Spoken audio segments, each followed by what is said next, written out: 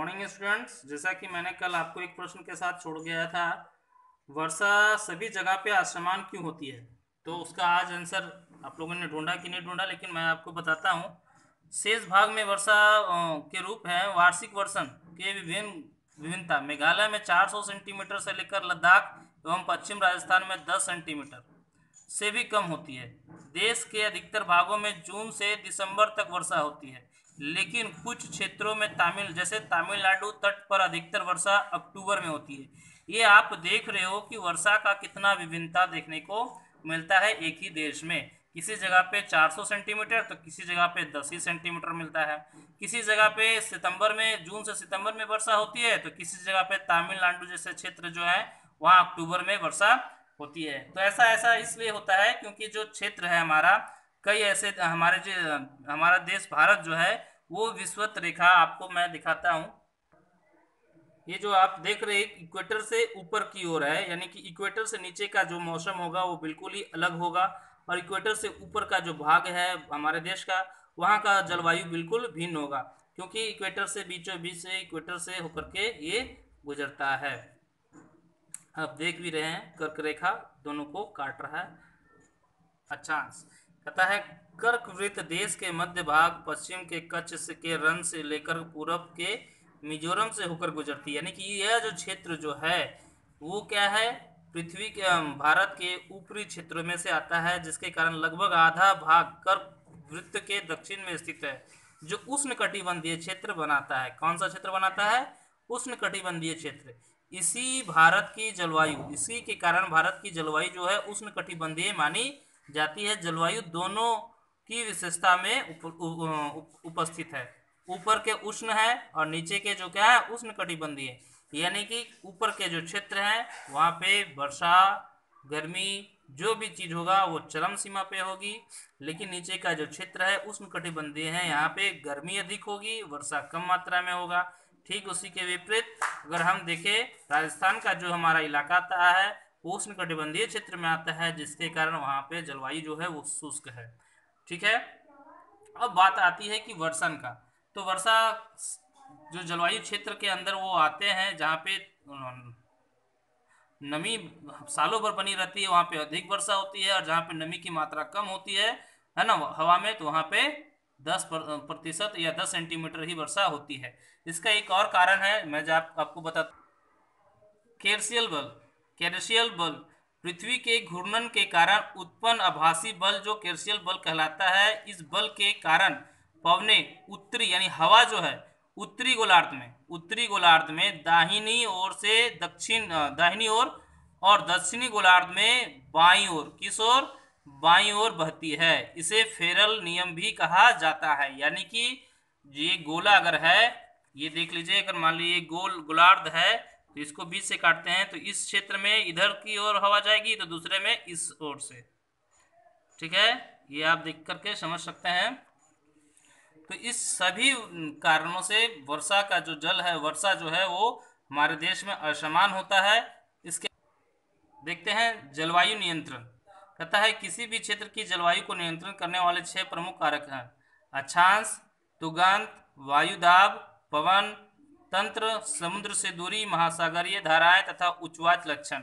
तो अक्षांश किस प्रकार हमारे जलवायु को पे असर डालता है? तो पृथ्वी की गोलाई के कारण दो प्राप्त सौर ऊर्जा की मात्रा अक्षांशों के अनुसार अलग अलग होती है। यानी कि सौर ऊर्जा, सूरज की जो रोशनी है वो अलग अलग परिणाम पड़ता है। परिणामता तापमान विषुवत वृत्त के ध्रुवों पर असमानता घट जाती है, यानी कि नीचे का जो क्षेत्र है वहाँ पे कम तापमान होगा। जब कोई व्यक्ति पृथ्वी की सतह से ऊंचाई की ओर जाता है तो वायुमंडल की सघनता कम हो जाती है। यानी कि जैसे जैसे हम ऊपर की ओर बढ़ते हैं तो वायुमंडल का जो ग्रेविटेशनल फोर्स के कारण जो वायुमंडल पृथ्वी से जुड़ा हुआ है उसकी भी घनता जो है वो कम होने लगती है। इसीलिए पहाड़ी गर्मियों के मौसम में ठंडी होती है, इसलिए पहाड़ियों में भी गर्मी की मात्रा कम पड़ती है। किसी भी क्षेत्र में वायु दाब एवं पवन दाब उस स्थान के अक्षांश और ऊंचाई पर निर्भर करता है। यानी कि वहाँ पे जितना ऊंचाई के क्षेत्र में है, अगर ज़्यादा ऊंचा है तो वहाँ पे कम प्रेशर पड़ेगा, अगर कम प्रेशर पड़ेगा तो वहाँ पे मौसम में ज़्यादा परिवर्तन देखने को नहीं मिलेगा। यानी कि हमेशा ठंड, या अगर गर्मी है तो गर्मी बनी रहेगी, ठंड है तो ठंडी बनी रहेगी। इस प्रकार के तापमान में वर्षा के वितरण को प्रभावित भी करता है। समुद्र का जलवायु पर समकारी प्रभाव पड़ता है। समुद्र का जलवायु पर समकारी प्रभाव पड़ता है। जैसे समुद्र से दूरी बढ़ती है यह प्रभाव कम होता है, यानी समुद्र से जितना दूर होते जाते हैं हम लोग, है ना, तापमान कम होते चला जाता है और हवाएं जो है वो धीमी गति से बहने लगती है, जिससे, है ना, नमी नहीं हो मिल पाती। लोग मौसमी अवस्था में को महसूस करते हैं। इसे महाद्वीपीय अवस्था या गर्म एवं सर्दी को बहुत अधिक ठंडा कहते हैं। महासागरीय धाराएं समुद्र से तट की ओर चलने वाली हवाओं के साथ तटीय क्षेत्र की जलवायु को प्रभावित करती है।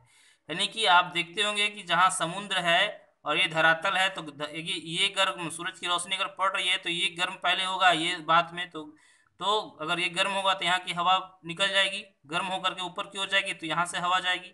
लेकिन रात में क्या होता है कि ये धीमी गति से ठंडा होता है तो गर्मी यहाँ बनी रहती है और हवा इस ओर बहता है रात में, इसके कारण हमें ठंडी भी महसूस होती है। तो कहता है विश्व के अधिकतर मरुस्थल उष्ण कटिबंधीय भागों में स्थित महाद्वीपों पर पश्चिम किनारे पर स्थित है। क्यों? इसका ये सवाल का जवाब मैं कल बताऊंगा अंत में। अतः किसी स्थान की जलवायु को निर्धारित करने वाले उच्चवाच को भी महत्वपूर्ण भूमिका मानी जाती है। ऊंचे पर्वत ठंडी एवं गर्म वायु को अवरोधित करती है, यानी कि जितना ऊंचा पर्वत होगा हवाओं पे उतना ब्रेक लगेगा, वो ब्रेक लगेगा तो गर्म जो हवाएं हैं वो क्या होगी, रुकी रहेगी, तो तापमान अगल बगल का क्षेत्र का ठंडा बना रहेगा। यदि उनकी ऊंचाई इतनी हो तो वर्षा लाने वाली वायु के रास्ते पे भी रोकना सक्षम है। यानी कि ज़्यादा ऊंचाई है तो हम देखते हैं कि उत्तर दिशा में हिमालय जो पहाड़ पर्वत है हमारा, तो उत्तर दिशा से जो भी हवाएं भारत की ओर आती है उसको वो क्या करता है, उससे हमें बचाता है, यानी ठंडी हवाओं से हमें वो बचाता है। और पर्वतों के पवन मुखी ढाल अपेक्षाकृत सूखे रहते हैं, यानी कि पर्वत के नीचे का जो भाग है वो ज़्यादा गर्म नहीं होता, ज़्यादा ठंडा भी नहीं होता।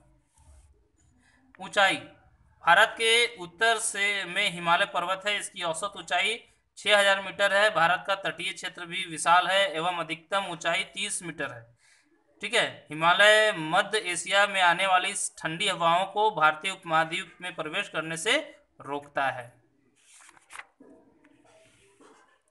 आगे देखते हैं वायु दाब पवन। तो मैं आपको बताया है कि केडशियल दबाव के कारण, तो इसको आप पढ़िएगा। अगर किसी तरह की परेशानी हो तो आप मुझसे संपर्क कर सकते हैं। बाकी का जो होगा जेट धाराओं के बारे में हम लोग कल चर्चा करेंगे।